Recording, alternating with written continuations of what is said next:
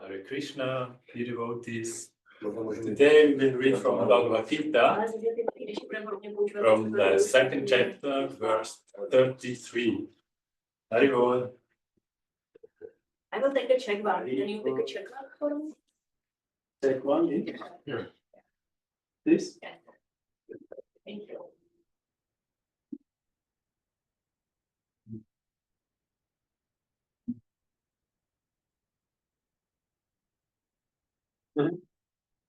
Hare Krishna. Haribol.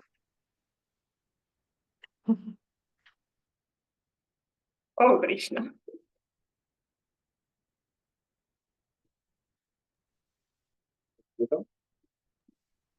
Congratulations to you and Yogeshwara.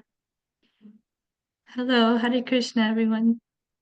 Hare Krishna. Hare Krishna, Damayanti, thanks for being with us.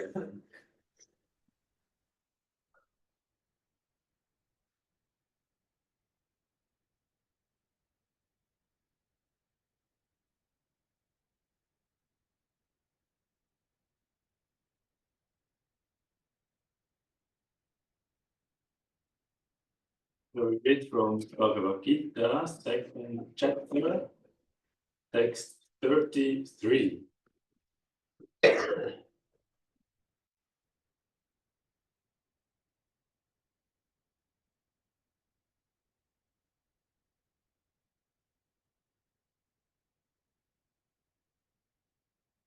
Om Namo Bhagavate Vasudevaya. Om Namo Bhagavate Vasudevaya. Om Namo Bhagavate Vasudevaya. Om Namo Bhagavate Vasudevaya. Om Namo Bhagavate Vasudevaya. Om Namo Bhagavate Vasudevaya. Will you turn on the recording? Recording? I think it's still recording. Okay. It's recording. Oh, sorry. Thanks for reminding me. Let's start with the verse in Sanskrit.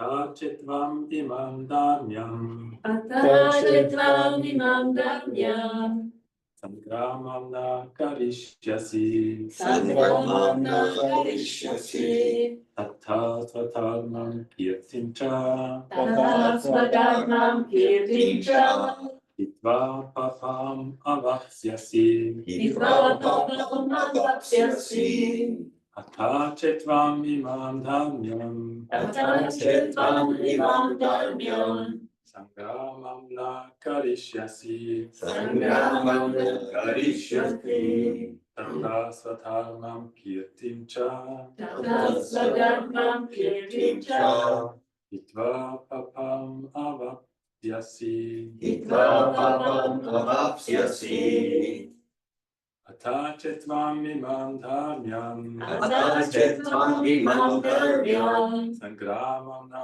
karishyasi sangramam na karishyasi Tatha svatharmam kirtim cha tatha swadharmam kirtim cha hitva papam avapsyasi hitva papam avapsyasi Atachetvam imam dharmyam. Atachetvam imam dhamyam Sangramam na karishyasi. sangramam na karishyasi Tatasva dharmam kirtim cha. tatha swadharmam kirtim cha Hitva papam avapsyasi. hitva papam avapsyasi Atachetvam imam dharmyam Atachetvam imam dhamyam sangramam na karishyasi sangramam na karishyasi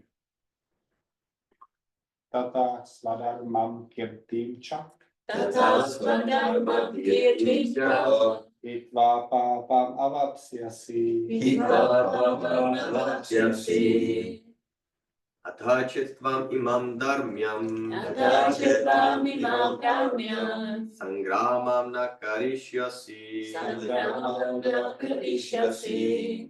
Tataha swadharmam kirtim cha.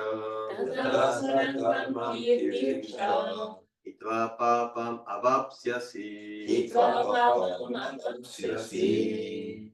Athachitvam imam dharmyam. Athachitvam imam dharmyam. Sangramam na karishyasi. Sangramam na karishyasi. Tata swadharmam kirtim cha. Tata swadharmam kirtim cha. Hitva papam avapsyasi. Hitva papam avapsyasi. Athachitvam imam dharmyam. Athachitvam imam dharmyam. Sangramam na karishyasi. Sangramam na karishyasi. Tata swadharmam kirtim cha. Aswadharmam kirtim cha. Hitva papam avapsyasi. Hitva papam avapsyasi. Does someone online like to recite the verse? Otherwise, I continue with the word-by-word translation. Ata, Atha. therefore, Therefore, chet, chet, if, tvam, tvam, you, imam, Imam. tis, this, dharmyam, dharmyam, religious duty, religious duty, sangramam, sangramam, fighting, fighting, na, do not, do not, karishyasi, karishyasi, perform, tata, Tata. then, Then. svadharmam, swadharmam, your religious duty, your religious duty, kirti, kirtim, reputation, reputation, cha, cha, also, hitva, hitva, losing, Losing. papam, papam, sinful reaction, Sinful reaction. avapsyasi, avapsyasi, to gain. gain. Translation.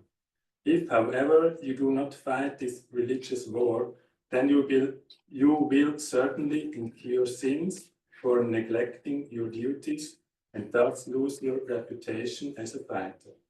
Purport by Srila Prabhupada.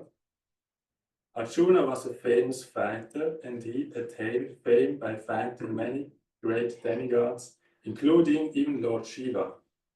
After fighting and defeating Lord Shiva in the dress of a hunter, Arjuna pleased the Lord and received as a reward a weapon called Pashupata Astra. Everyone knew that he was a great warrior. Even Dronacharya gave him benediction and awarded him the special weapon by which he could kill even his teacher. So he was credited with so many military certificates from many authorities, including his adopted father Indra, the heavenly king. But if he abandoned the battle, he would not only neglect his specific duty as a Kshatriya, but he would lose all his fame and good name and thus prepare his royal road to hell. In other words, he would go to hell not by fighting, but by withdrawing from battle. So I would like to recite the mantras we find in the introduction to ask for blessings and invoke auspiciousness in our gathering. Om Ajnanatimirandasya Jnananchalashalakaya Chakshurmilitam yena Tasmai Shri Gurave Namah. Shri Chaitanya Manobishtam Sthapitam yena Bhutale Swayam Rupa Kadamaya Dadati Swapadam Shikam Vandeham Shri Guru Shri Uttamarakamalam Shri Gurun Vaishnavamscha Shri Rupam Sabhyadram Samadhanatam Vitam Tam Sachiram Sadvaitam Savadutam Krishna Chaitanya Devam Shivana Vishnapadam Samanamada Shri Vishakam Vitam Shra Hare Krishna Karuna Sindhu Dinabandhu Jagapate Gopesha Gopika Kanta Radha Namostute Chanda Gaurandi Hare Vrindavaneshwari Vrishabhanu Sute Devi Pranamami Hari Priye Manchakalpatarubhyascha Kripa Sindhubhya Evacha Patitanam Pavanebhyo Vaishnavebhyo Namo Namaha Shri Krishna Chaitanya Prabhu Nityananda Shri Advaita Gadadhara Shri Vasari Gaura Bhaktavrinda Hare Krishna Krishna Krishna Hare Hare Hare Rama Rama Rama Hare Hare Namo Vishnu Padaya Krishna Prestaya Bhutale Srimate Bhakti Vedanta Swami Niti Namine Namaste Saraswate Deve Gauravani Pracharine Nirvishesha Shunyavadi Paschatya Deshatarine. I read again the verse. If, however, you do not fight this religious war, then you will certainly incur sins for neglecting your duties and thus lose your reputation as a fighter. So this afternoon, I was asked to give in class, and so my question was, what about, was the topic, what should I read? And then the suggestion was to read from Shastra. And yes, so Dear Govinda mentioned that Shastra is our Astra, like Astra the weapon, and Shastra as a weapon.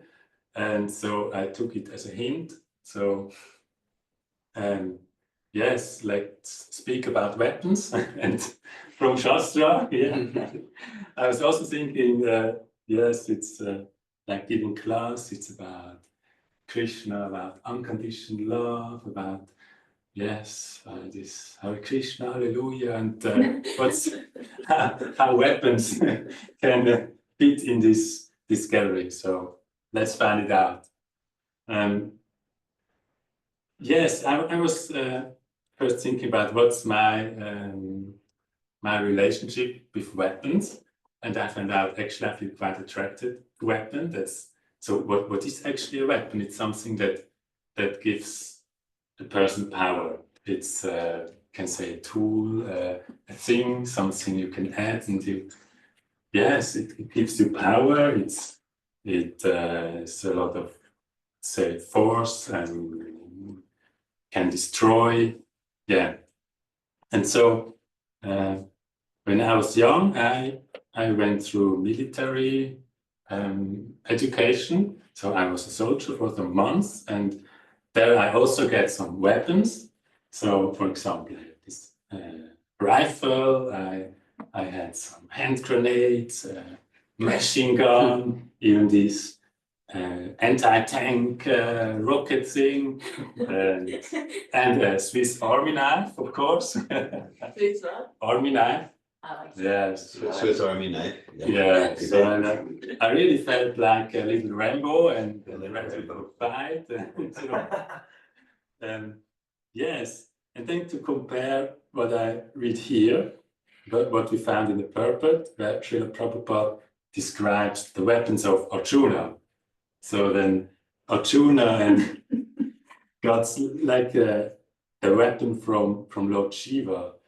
You see the Pashupastra. It must be such a destructive weapon, unbelievable power this weapon has. Definitely not more than the Swiss Army. Yes,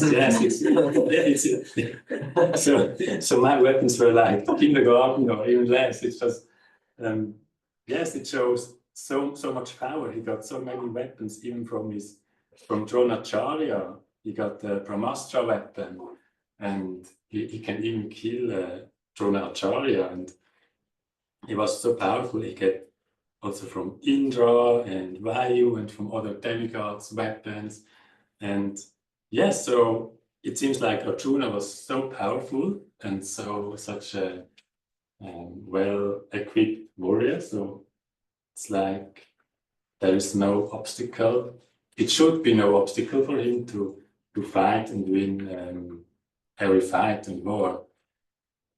Yes, but as we know, it became a bit different during when we read Bhagavad Gita at the end of the first chapter. Arjuna didn't want to fight. Maybe to mention, we can also see it from the point of view that Arjuna was like playing the role of being afraid, and because he's a pure devotee, and he did this for us, that we got the words from Krishna and the instruction. Yes, just as a remark. Yes, so Arjuna felt afraid because he realized against whom he will fight, against his relatives, grandfathers, brothers, cousins, and so yeah, he lost somehow control and gave up even his powerful weapon, his Gandiva bow. He fell down to the floor, and yeah, he didn't want to fight anymore. And then we are now in the second chapter, where this is the summary of the Bhagavad Gita, of the wisdom of Bhagavad Gita, and so Krishna starts to explain who we actually are, who Arjuna is, who are his opponents. Yes, that we are spiritual soul, and he describes what the soul is. The soul is indestructible, is Satchitananda, is ewig ever. Yes, has no eternal. Yes, no, thank you. Beginning, no end, full of bliss and knowledge. Yes, and there is also this say famous word, the 13th verse, the Hinusmin Yatade, where Krishna describes how the soul is transmigrating from a child, a baby, through youth and the old age, and in the same time, the soul also transmigrates at the time of death in another body. And yes, and the wise man is not disturbed by this. And for me, this verse and this instruction is some fundamental understanding for me from Bhagavad Gita to get the proper view of life, of who I am, what's going on, what's happening. Yes. It's explained about soul, matter, and what is spiritual. And then we came to the verse we are now, like verse 33. And here Krishna mentions dharma and also papa, sin, and karma, the reaction. He brings this as a concept here to Arjuna. And dharma is here translated with say religious duties, I think, religious duty. And then the sin, this papa, it's like not acting according to this dharma, and then there is some reaction, the karma. Yes. So when I read this, I thought it's a bit on the surface somehow. It felt because this religious duty, I think that sounds like a package. It sounds like this. It depends on this material context. So how I should act like morally or ethically or just yes, and due to my psychophysical nature and due to my purpose in this life, and then the sin would be not according to this acting like Arjuna would not fight as a kshatriya. That would be like sin in this sense, and he will receive the results. That would be, I think it's like a vikarma. So he's receiving temporary suffering because he's not acting in his, I would say, nature, in other words. Yes, and so then it comes to my mind that Srila Prabhupada describes Dharma also as like the Dharma of the soul is to serve Krishna. And yes, he uses often this explanation of like the Dharma of sugar is sweetness. Is it correct? Like, and the Sugar is to be sweet. to be sweet, yes, and Dharma of the soul is to serve Krishna. Yes, and so I was thinking about this. I went for a walk outside, and yes, I tried to bring these two things together, like this religious package, and then the Dharma of the soul. And yes, I remember also the verse in the 18th chapter, 66, when Krishna says, give up all religious, just surrender unto me. So it's like Give up all your dharmas. all the dharmas. Yes, it sounds so contradictory. And so yes, I was praying to Srila Prabhupada, what's that? What's up? And yeah, so he didn't spoke to me. But what comes to my mind was a class he gave for an initiation ceremony. And yes, then I don't remember what place or time it was. And so we're speaking about the path, the process, and that, yeah, it's like a duty to spread Krishna consciousness, and that we should like preach to everybody. And then he said like, yeah, and if you do not feel like to preach, then just chant and eat prasadam. So that was one thing came to mind, and also it was in the same context. It's another lecture when he was saying that, yeah, when you are not like secure with Shastra and you cannot recite, then use your logic. So these things came to my mind, and I said, okay, so maybe it's time to use my logic because I'm not so into the Shastra.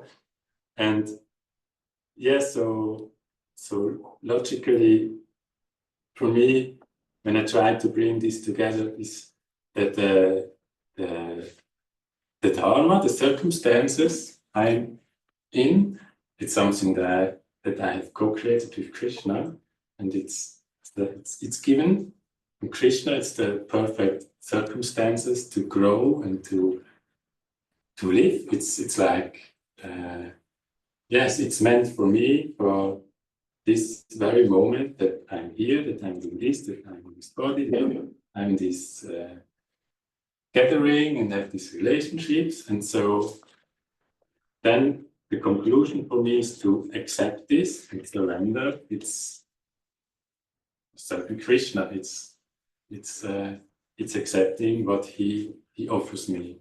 And So that's the link I made to bring this verse and my thoughts and other verse, and giving up all Dharma, bring it together.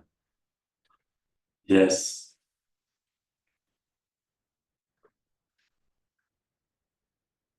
Yeah.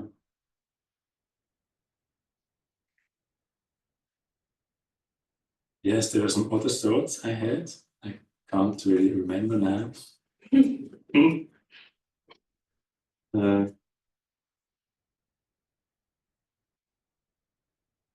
yeah, so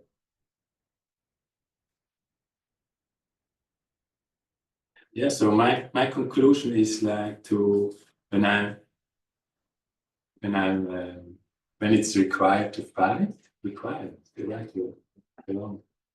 Yes, then it's my duty to fight, and yes, if I'm not, I do not know the Shastra, then I use my logic, and even my brain is upset, and I'm not so good in logic. I do it anyway, just for service for Krishna. So there is nothing to lose, even I feel not ready, or I'm not able, or I'm full of shortcomings or whatever. So when it's when my circumstances required, so then it's for me like a service to Krishna, to surrender and go through it and do this.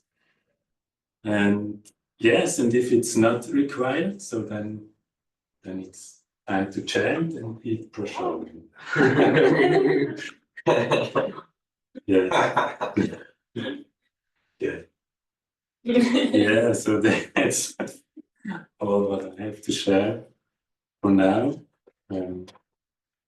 Yeah, I would like to hear from you what thoughts you have, and what inspiration, what you would like to add, to share, to share with us. Well, my inspiration is like I'm really fascinated by your pastimes with the guns. It's really like because I'm like thinking of the Varnashram. Oftentimes like okay, like Prabhupada says everyone is a Shudra at this time, or we are all like mixed. Then we look at the qualities for sure, like in Bhagavad Gita and Srimad Bhagavatam, there is a description of like what qualities have the Brahmana, like cleanliness and tolerance and truthfulness, and then what qualities have Kshatriya, like the courage and and so forth. But there is also like the tendencies, like what occupation we tend to do. And recently one devotee shared with me that like the children when they play, they really like reveal a lot of their qualities. So I was playing for a shop. My parents would have to come, and I would sell them things and they will give me like money, not the real money. And I am doing the habit now in Govinda restaurant, and I really feel like with the child playing, there are the people and I sell them prasadam and sweets, and I like make different strategies to sell them more than they wanted, and I'm like really feeling so enlivened in that service. And I actually find myself to be like really good at and so like hearing, and then today I was walking with Anandini and she shared with me some things from her youth. And I was thinking like, wow, Anandini, she's like a kshatriya. And now you like shared your playing with the guns, and like really seeing yourself like a hero and Rambo. And I'm like, okay, so it's a kshatriya. No, I don't want to put you in the box, but it's just really fascinating for me also to like look at these things like as a part of like knowing the car that we are driving and our services and all that. So it can like help to like oh, I have I shot tendency. So for me to be happy, I need to like sell. Yes. So when you look back what you did in your childhood and what is fulfilling you now, what you're doing, Yeah, you see some connection. of Yeah, the like purpose. taking care for the animals, that's also Vaishya, you know, Yes, it's like yeah. so much in that direction. And of course, not necessarily having the qualities, right? They don't even have a Shudra qualities, like a good Shudra don't steal. I have stolen things in my life before. So like that. But the tendencies for the occupation. So Yes. like past maybe 6 months is fascinating for me to observe it in the people and the devotees. So I was like happy because you like shared about yours. Not about the past and yeah. Yeah. Thank you. Thank you.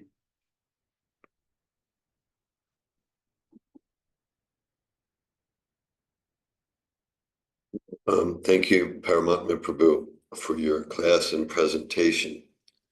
Yeah, for me, earlier today, that was just kind of like an aside throwaway comment. Oh, Shastra, Astra. Weapons. Yeah, I appreciate how you took that ball and ran with it.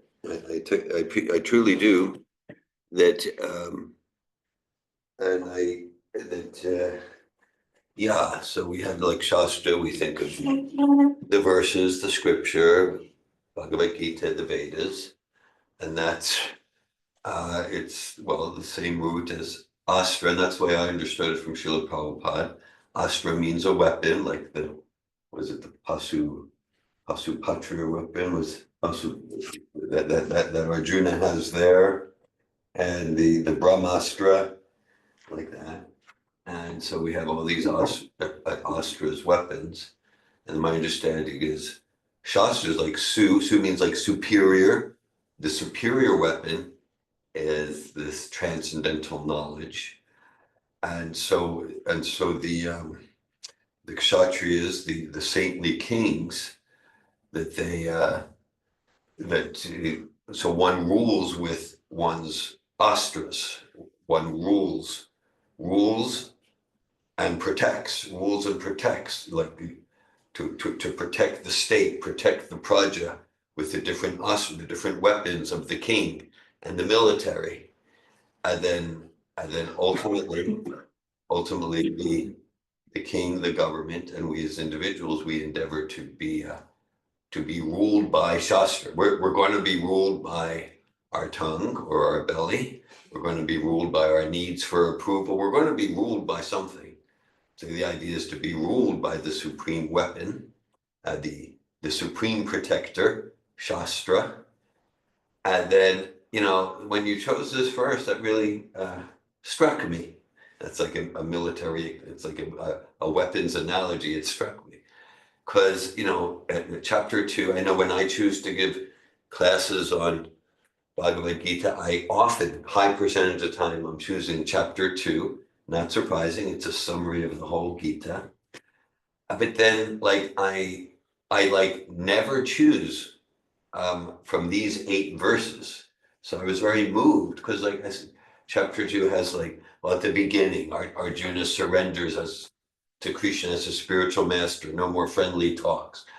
Then there's the 20 verses where Krishna, as you nicely summarized, Krishna distinguishes between body and soul, spirit and matter, verses 11 to 30. Okay, then starting verse 39, and Krishna said, okay, I've described the difference between spirit and matter, Sankhya analysis. Now let's go to bhakti.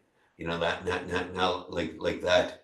And then there's the verse, in this process, there's no loss or diminution. It gets into relationship with anger and the downward spiral and the higher taste. So those verses 39 to 72 and 1 to 30, I kind of go to them a lot. But like personally, for whatever reasons, over the 40 some years that I've been delving into Prabhupada's Bhagavad Gita, I tend to not give much attention to these 8 verses. I'll call them the Kshatriya verses, right? Because in the 20 verses before this, Krishna gives reasons to fight that, we're not the body, you're not going to kill the soul and like that. And then here in these 8 verses, he gives the Kshatriya reasons. And I just found that I'm disagreeing with you. You said that Prabhupada didn't talk to you, but I think he did. I think he did, so I must be in disagreement with you. That it's very expert that you connected my just kind of a side statement, Shastra, Astra, protection to rule over, to be ruled over, and you connected it with this section of chapter 2, and Arjuna, and this is all about the Shastra and the Astra and the weapons, and Arjuna's eternal dharma and temporary dharma. So this was very enlightening for me. So just from the very moments that you chose that verse, I was like, I was awakened to something. So thanks for your talk. Yes, thank you for sharing. So I hear you get more taste for these Kshatriya verses. Yeah.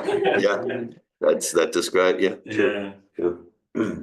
Yes, and as you shared that Srila Prabhupada, you will not agree with me when I say he didn't spoke to me. So Correct, yeah. yes, so that's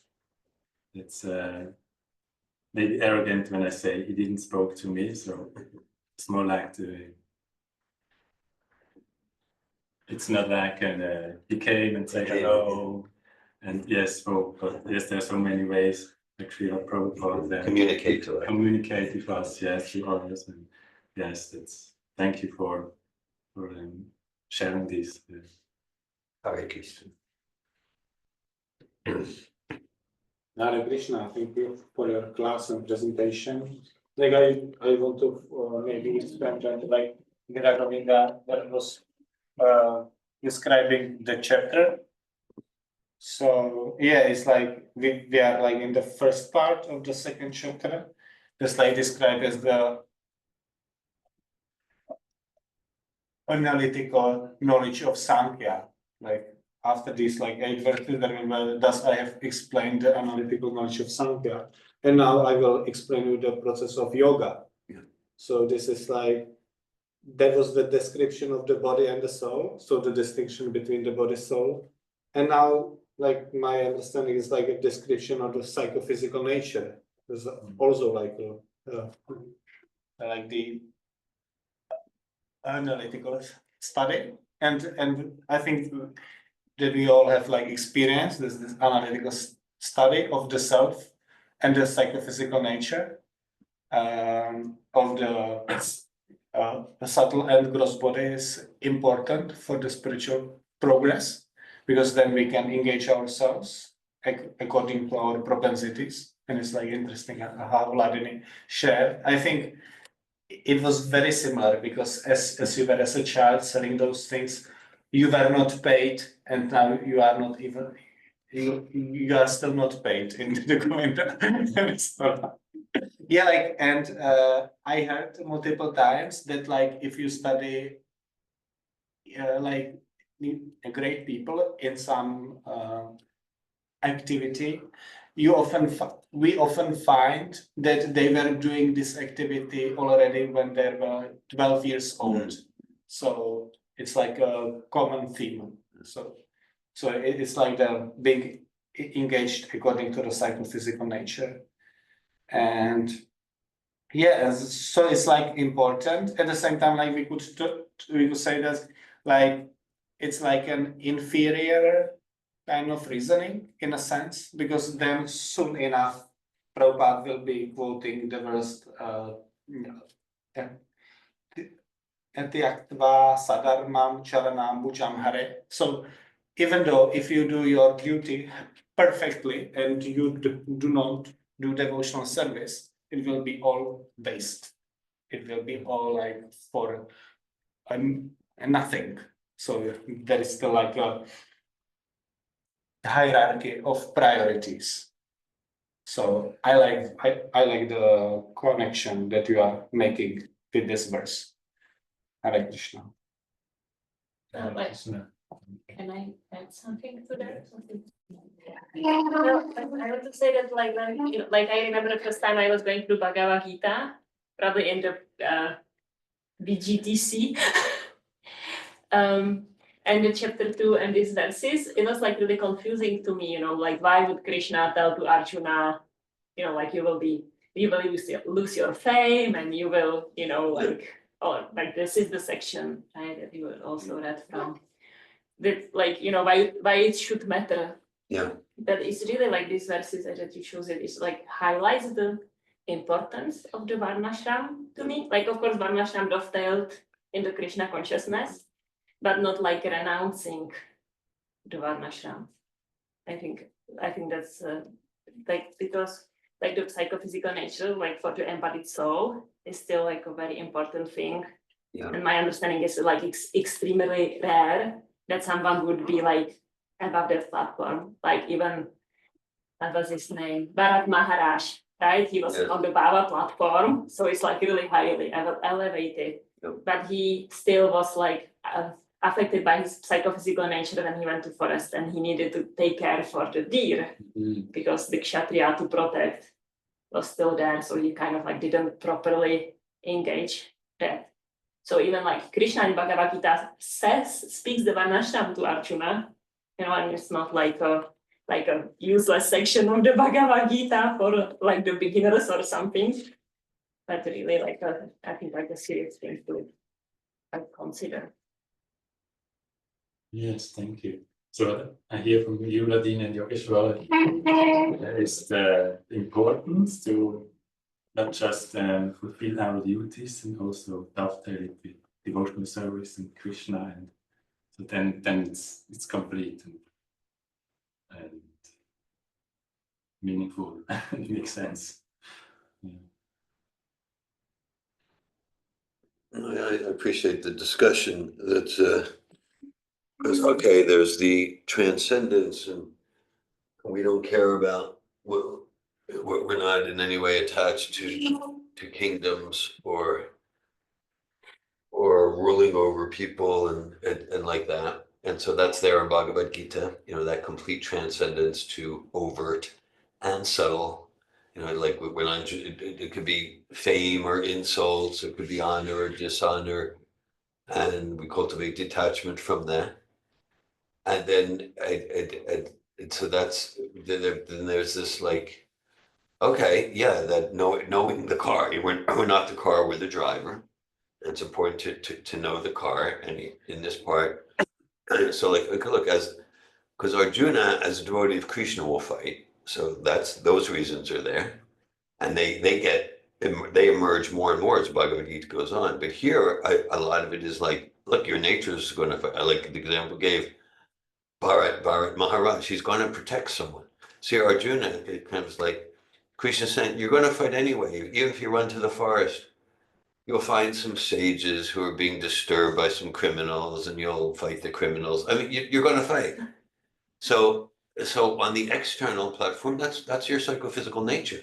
And like something I got from your sharing, that Krishna is also saying, and because we say psychophysical, so in the psychological nature, look, it's part of the kshatriya's dharma to be concerned about fame and honor and being respected. Okay, maybe a Brahmin, you respect me, you don't respect me.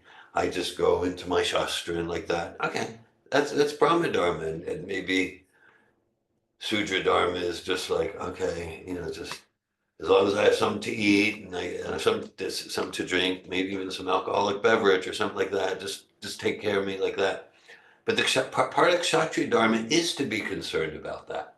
And so Krishna's bringing that out. Sure, it's relatively lower level argument compared to the complete transcendence, honor, dishonor, we're detached.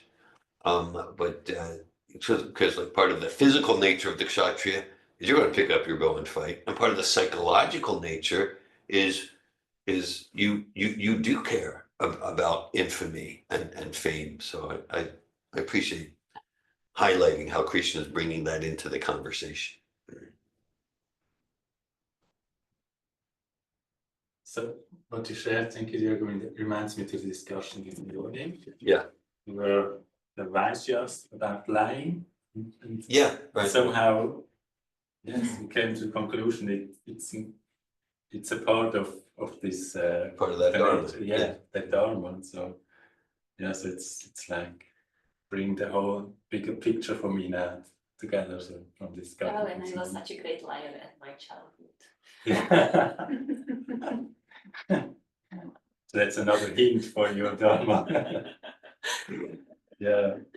Anandina, you'd like to share? Well, I appreciate how you started the class in terms of memories, because so we know each other. We were like high school sweethearts, we would say. I was 14. Sweethearts, yes. I was 14 and you were 15. And so when this military phase, you were 18, I think, and I was 17. And he would go to the military service during the week and come home at the weekend, and he would tell me all these hero stories. And I felt really sick. I felt sick. I got physically sick. Like when after the weekend, I was like. And so when you're telling this now, I'm really glad you transformed from Astra to Shastra. It's Change the it changed. Yeah, so that came to my mind. I actually like, yeah, it's funny. I get some humor about this phase in life, which I'm appreciating, and I was connecting so for neglecting your duties. I was looking at my life and connecting to that the discussion this morning and last night about Eva shared, like when someone brings an animal and there's just a tick, it's like not so meaningful. But then to do it with like full presence, that's what I'm supposed to be doing right now. I connected it to that, like not just doing a big thing in life, but every small thing. That's my duty right now, or taking care of the children or the household, to do that with full devotion and as an offering to Krishna. It's about really everything we do. So, and I appreciate what you just shared, dear Govinda. It highlights for me how Krishna instructs the leaders of society. Yeah. Like so here it's like if I was just thinking, if I were a leader in society, like a politician, Yeah. and I were to read that, it could be so helpful and inspiring and encouraging and giving clarity what it takes to be a kshatriya, a leader. And I was reminded of Krishna appearing as Ramachandra, Lord Ram, where I was a long time struggling that he would reject Sita. And at the end, he rejects Sita because he heard someone speak badly about Ram. Like his fame was, his reputation was damaged. And for a long time, it was weird for me. How could he do that? And then I understood from Srila Prabhupada, it's part of his appearance is to instruct the leaders, the politicians, the kings, and in that, reputation is really important. It was even more important than keeping his wife. I was actually thinking of the same thing with Queen Kunti, how she gave up Karna. Because so many people are like now telling me like, how the mother could like give an apple. And so Queen Kunti and it was for the reputation. So so it's and she's a pure devotee. So it's just like these like principles are not. I don't know. I lost the thread. It has its place. Yes. And this reasoning, like Mother Devaki gave up Krishna because she wanted more security for him. So it's not like that. It's like only like a material, like Kali Yuga thing. There can be like some higher principles. So Lord Ram, he's not even a pure devotee. He's Lord Ram, and he also we could be like, well, how can like someone give up their life just for reputation? Okay. Now you distract me so much.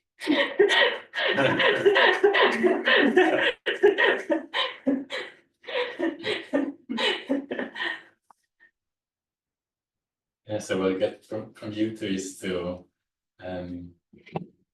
being flexible with our point of view, just to like judge things as we judge them usually. Probably it could be also be a bit different. So Yeah. yeah, Yeah, like lying is bad, doing something Yeah. for fame and reputation is bad. That's for me, that's being dissolved. This judgment. It's not just bad. Yeah, I'm getting insight in our conversation. Just, yeah, more insight than I had previously. Just the divine transcendental brilliance of the Varnashram. And of course, our focus is to cultivate transcendence to our psychophysical nature. At the same time, if we neglect it, then it becomes the proverbial spiritual bypass. So we can see like there's going to be like a certain percentage of spiritual beings having a human experience in society that's going to be like really driven by the profit motive, and let's increase the bank account and like that. And for them to do what they do, there's not going to be the complete Brahminical honesty, and that kind of like, and that how it moves society, it moves good, it moves goods, it moves trades, it employs people.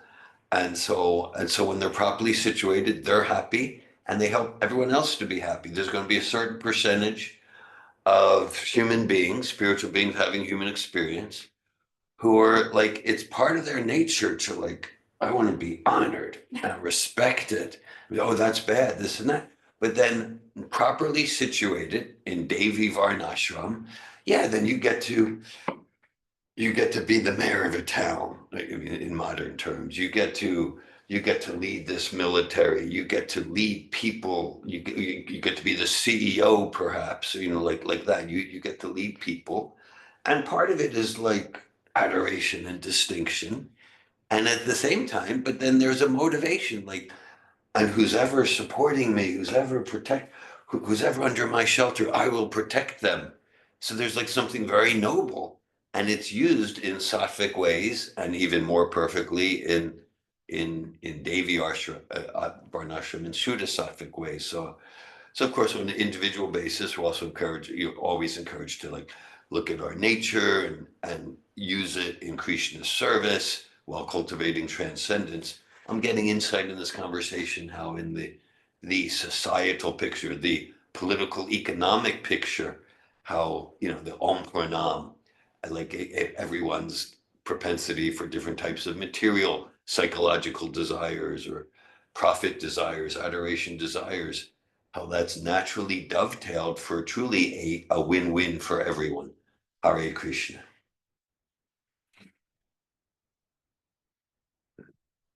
It's like a structure given by Krishna. I don't know exactly how it's but I imagine that it's also like a different occupations. Which one? In Vaikuntha, like in the Oh, spiritual Vaikuntha, world, yeah. I imagine that there is also like different occupations. So like the Vrindavan is a replica, so there are also different like there are Brahmanas and Vaishyas. So You see that? Krishna had his Brahmin friend Madhu Mangala, and they used to eat sweets together. Brahmins like sweets, and I didn't have any doubts about Yeah. your Brahminical mixed Kshatriya. So primarily Vrindavan is a Vaishya village.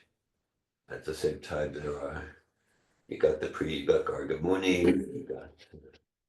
you got everyone, and yeah, so also everyone's blissfully engaged in different occupations, different services in Vaikuntha. Hare Krishna. So even like for someone who is like completely transcendental, and that's just now my speculation thrown into the space. So if someone is completely transcendental, it might also look like he's like still in the Varnashram. Like, I mean, it's not technically speaking Varnashram anymore, Right. but it can look Yes. same. Like if someone is like Like in chapter 3 of Bhagavad Gita, Krishna describes, acting according to our nature. Then he says, there's those who are completely transcendental. That's the word. That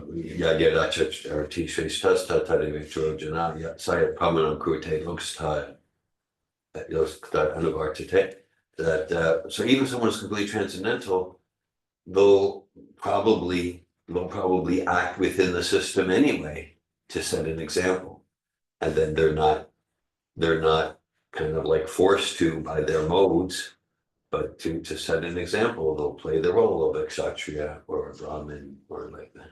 Mm. Or a son. Or a son. A son, yes. Taking like the Paramatma Maharaj. He plays the role of a son. A son in a demoniac family. Right?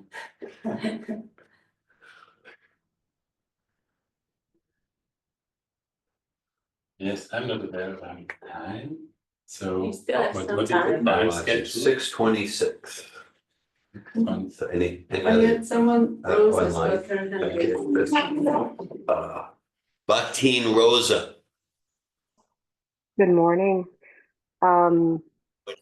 What comes to me to say, I think of Sappho and relationships at work, and I bring that up because I was in discussion with someone yesterday about,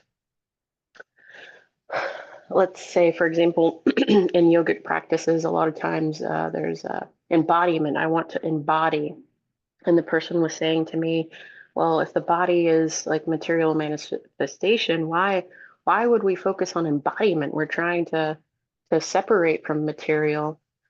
And earlier in the conversation, we talked about how a lot of times when people say something, it's not quite the right word.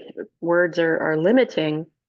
And often what people mean is they want to change their relationship with XYZ, because all of everything is all just a relationship.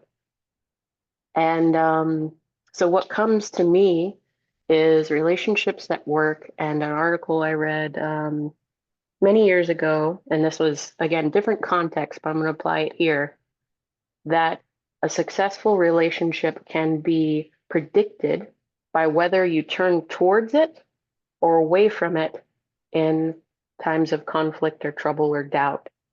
And so going back to the text that we read today about if Arjuna had turned away and went to the mountains instead, like I think it said certainly he would go to a bad place or something like that. But his relationship and choosing to turn towards it, and that's why it works. And it makes me think of all of this talk of like occupation. I witness a lot of people, and in myself also, but in my profession and interacting with people, self-doubt. People go towards something and fear can cripple them, and instead of continuing to turn towards it despite difficulty, they turn away. So anyway, I know this is a little bit of a wandering, but it's what comes to me. Thank you.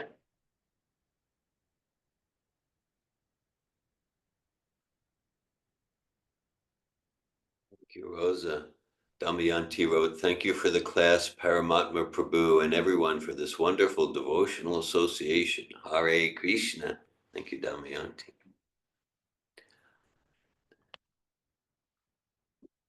One more exam. So just what I heard, Rosa, from you is like you connect or you see the importance to face the relationship and to the, I don't know, say the challenges in life and what you experience personally, and you see it also in this verse. What is what challenges Arjuna and his circumstances. Yes, thank you.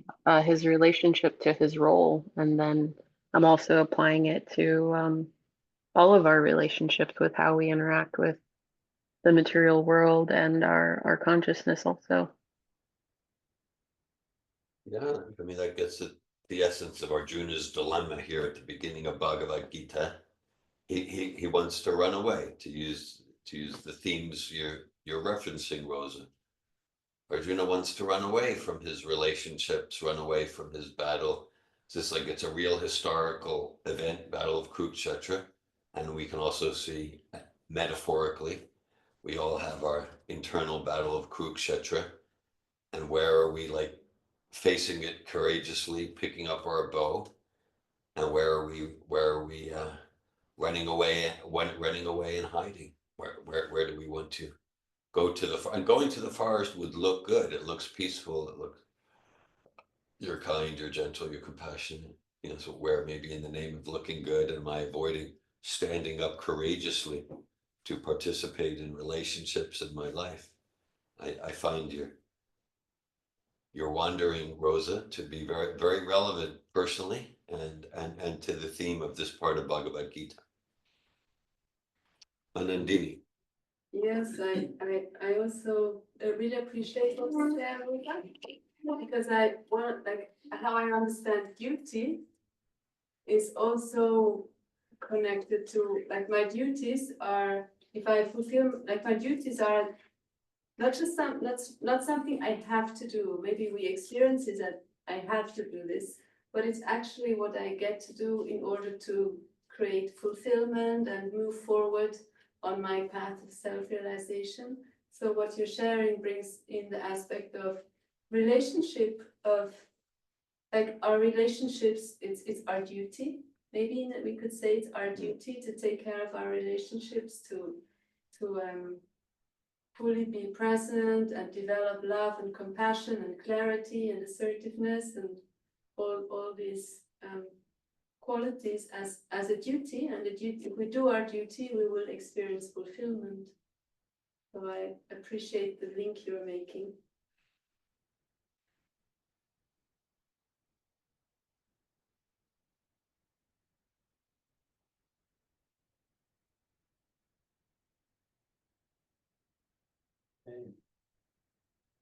Thanks for there. That's something. I think the time came to me. Yes. I still have some things. Yes, please. Like one more example I was thinking of is like reverse, like okay, Bhishma dead. So he's also fighting on the other side of the battlefield of Kurukshetra. He's also pure devotee. And he knows it's like he is going to lose. And he's fighting against Krishna, the Supreme Personality of Godhead. So it's kind of inauspicious and all that. But then he's making his choice based on like his like he believes he should be loyal to Duryodhana because he was like employed, or how to say, like dependent on Duryodhana for his like long time of his life. So then when it comes to the conflict, to say like, I'm going to the other side, but also be like unrighteous. So it's also like he's like kind of because we are like labeling this as a lower principle, right? Like this verse is about like you would lose your fame. We label it as a lower principle than the transcendence. But then there is like so many examples of the pure devotees who take this lower principle as the decision, like the key to decide what to do. So Bhishma Dev is like taking the decision is based on like, okay, I need to like act righteously towards Duryodhana. Even though I know that he's a rascal, like from very birth, everyone knows that, he should be killed at birth. I'm fighting against Krishna. Arjuna is my, grandson who is righteous, and, so it's like, it seems like it's like against anti-devotional service, anti-devotional service, but then the principle is choosing is this like lower decision-based principle. So I just like wanted to add that I don't know what to take from it for myself or for us, but I just don't see it necessarily as a lower, because in the Srimad Bhagavatam there is so many examples of the personalities that we like follow that don't, like they make this like absolute transcendental principles as the this is how I'm going to decide. Yeah, so what you shared reminds me what Yogeshwar shared, maybe this morning or yesterday, I can't remember. A devotee does his work not sloppy, sloppily, yes. So yes, yesterday. So that's a devotee do his work and duty as good as he can, and so Bhishma Dev is for me like also an example for that. That he's doing his loyalty and sincerity like as good as he can, and not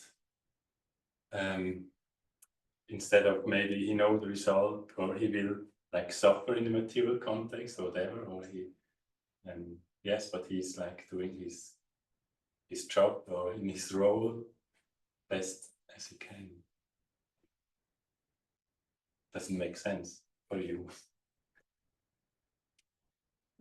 Yeah, like it seems that he's like doing his duty towards Duryodhana, and that's, you know, it must be fully transcendental because it's Bhishma Dev. Yeah. But it doesn't seem like, it seems to me that if we were to choose like the transcendental principle that's supposed to be above like duty or like righteousness or commitment, he's committed to the Ram. Then he would choose to fight with Krishna. So he feels like a lower choose, or Well, that's what I'm saying, because like many times here we said, or not only today, but over the years, we say this is like the lower principles. yeah. And so I'm looking at like, maybe not. Because, Yes. you know, Lord Ram, or Yes, Queen yeah. Kunti, or Vishwadev, obviously, judged by their actions, they are like really taking these lower principles in such a serious consideration that they even act on those Yeah. like lower. So it looked like lower, but probably it's not. Maybe so it's, that's yeah, what maybe you- it's not. I'm like looking at is like, maybe it's not lower. Yes. Maybe it's like just as valid, and that's why Krishna gives like attention to that in Bhagavad Gita instead of just like skipping it all together or saying, you know, Arjuna, this is like a lower principle, but you can also consider it. The example of Bhishma is not neglecting the higher principle, because he is still Krishna conscious. Like Rama is still like the supreme personality of Godhead. Queen Kunti is still like Krishna conscious. It's like the like, okay, so-called lower principles. They are like, okay, about the role or about how to act. But the higher principles is about the consciousness. So they act both at the same time. And yeah. I think that's what I am like seeing, that it's like both at the same time and not like one lower and one higher necessarily. Like on one hand, like yes, of course, like the pure devotional service that is like free from all this like so-called material consideration is higher, but then judged by the activities of the pure devotees on this earth, the pastimes that we had, it seems equal, like equally important. What comes to my mind in this conversation is the question actually Richard Rohr asked in his book, like, are you acting to feel morally superior to others, or are you acting because, like, from your heart? And so, yeah, this comes to my mind of, like, there's the action on the moral level, Yeah. and then there's the action which is super soul guided. Super soul guided, which maybe could appear immoral or breaking moral. Like, I remember at university where the professor took us through like different tests, questions around moral and ethics, and he gave different scenarios, and then we could choose, you know, what we would do. And one was like, if you knew, like, if the most dear person in your life is sick, and you know the pharmacy in the village has the medicine to cure the person, but the pharmacy is locked. It's weekend or bank holiday, something. There's no way to get the medicine, and the person needs the medicine within a few hours. So would you break into the pharmacy to get the medicine and steal the medicine? Different scenarios to make Yes. these really tough ethical moral dilemmas. Mhm. And yeah, that's coming to my mind in this conversation, that yeah, there's the moral, the level of moral and ethics and keeping the etiquette. And then when it comes to serve, like being an instrument for God, for Krishna, we transcend moral. It's not breaking moral, it's transcending moral. So everyone here, the eternal associates of Krishna, they were on the platform of, would that be Shuddha Sattva? Shuddha Sattva is pretty much synonymous with bhakti, or the full transcendental platform service to God. That's Shuddha Sattva. It's above sattvic mundane morality. And of course, in the name of I'm on the Shuddha Sattva path, you don't want to neglect cultivating sattvic qualities like honesty and tolerance and like that. But yeah, Shuddha Sattva means bhakti, Krishna's internal energy. And that's the absolute morality. And it could look like immoral from that. It could look that way, like with the gopis, they were truly on that Shuddha Sattva platform, but they looked immoral from a ordinary societal point of view. The Vedas are so much about follow the guru, that's the Vedas.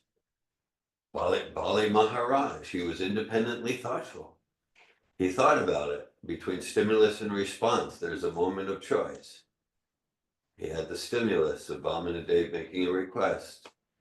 Just this tiny person. Between stimulus and response, there's a moment of choice. Bali Maharaj thought about it, and he rejected his guru. It's like on the level of the gopis as far as violating morality and ethics and Vedic social customs. You're disobeying your guru. Yep. Yep. Because we don't want to imitate that, but because he was genuinely following Shuddha Sattva path. He was genuinely on that platform. So he rejected the material mundane guru. So following Shuddha Sattva might sometimes look moral and good, and sometimes might look the opposite. Or throwing the tables in the temple. Jesus, yes, when I mentioned a bumper sticker I've seen when asking what would Jesus do, keep in mind that going into a rage and turning over the tables in the temple is an option. Right. So that looked, it was completely contrary to the society's ethics and morals and principles and what is good and right.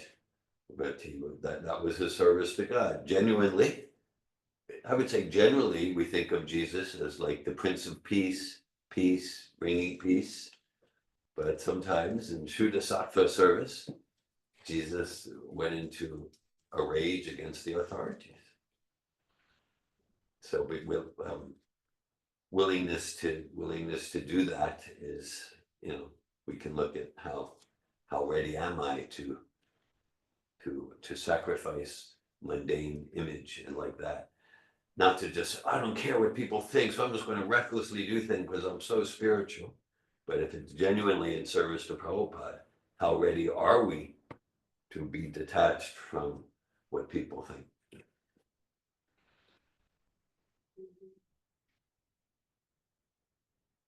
That's good preparation for tomorrow's Harinam. Yes, it is. It is good preparation for tomorrow's Oh, Harinam. people will love it tomorrow. And Rosan has another question, maybe? Yeah, that's Oh, yes. Hi, thank you. So what you just said reminded me again of the conversation I had yesterday about embodiment. So this person was talking to me about how there are these classes that are not unlike, hatha yoga classes. They're just offered plentifully and they're kind of watered down, and they were kind of, about like, why is this and that kind of thing. And what came to me at the moment, I think applies to what you were just saying, which is, you know, we're conditioned right now within our culture and our society. We're so separate from our physical body and paying attention to what it's telling us. And the problem with that is that it's a tool. It's a tool and an instrument. Even if it's material, it's I think it communicates, and this is more of an understanding I have than it is a knowing from anything I've read. So I apologize if it's anyway. If we pay attention to our physical body, it's taught, it's told by our super soul. And if people are disconnected, I think embodiment is figuring out how to get connected again. Why? Because in these instances where we don't have a guru, maybe, and we're faced with these large ethical problems of do this or do that, if we have a connection and we sit in contemplation and ask, I believe it's possible for the answer to be given to us from our super soul.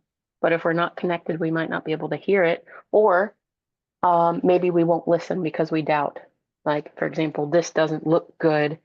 I feel like I should do X, Y, Z, but I just don't understand. And if you don't have that practice of learning to trust an intuition that comes without knowledge, um, then people struggle and perhaps make the wrong choices.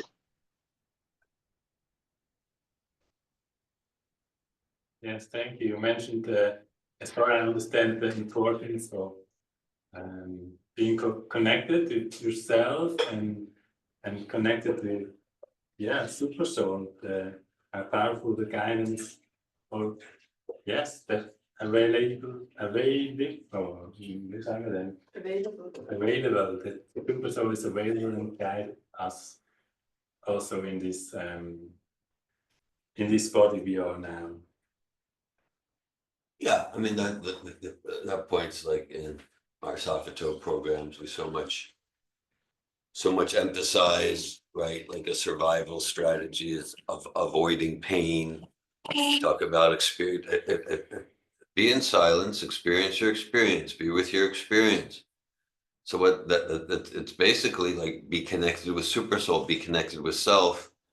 Because as you're saying, Rosa, as I am understanding what you're saying, there's a message there. There's a message there. If I'm experiencing pain, fear, joy, inspiration, shame.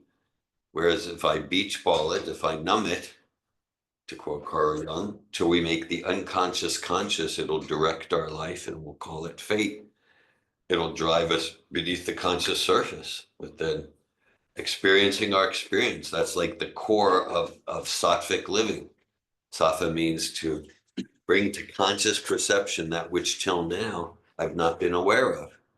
And even if the content of what I'm conscious of, envy, jealousy, shame, depression, even if the content seems lower mode, the awareness itself, that's the doorway to transcendence. That's the doorway to self-realization. Yeah, I'm experiencing the feeling of anger. I'm experiencing the feeling of shame. So just that experience moves me to realize I'm not the shame. I'm not the anger. I'm experiencing anger. I'm the experiencer. What's the nature of the experiencer? So it's like that's a foundation for self-discovery. Experience our experience. Otherwise, in the name of being transcendental, I'm actually ignorant. I'm tamasic, ignoring what's happening. Hare Krishna.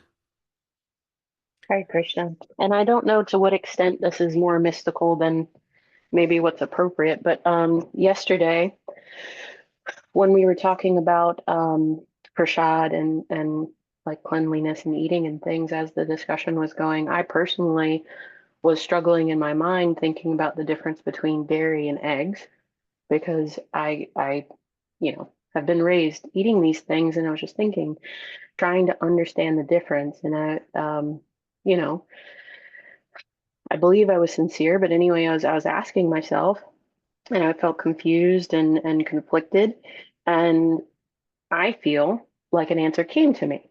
And the answer was the same thing that not 5 minutes later, you guys began to talk about.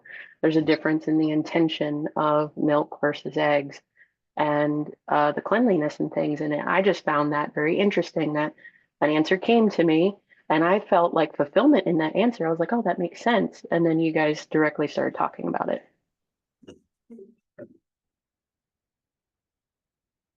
We must have the same super soul. Yes. Krishna must be Thank- present somehow. Thank you for sharing this. Yes, well, then that is time to. Yes, it's 6:52. I believe kirtan or. Jai Bhagavad Gita Ki. Jai. Srila Prabhupada Ki. Jai. Thanks for your presence and participation. Hare Krishna. Krishna. Anasuya wrote, thank you for class, Paramatma Prabhu. It's been wonderful to be with you and everyone. I'm returning back to work now. Anasuya's at work. Thank you, Anasuya. Thank you, everyone. Hare Krishna. Hare Bol. Hare Krishna. Jai Shri Prabhupada.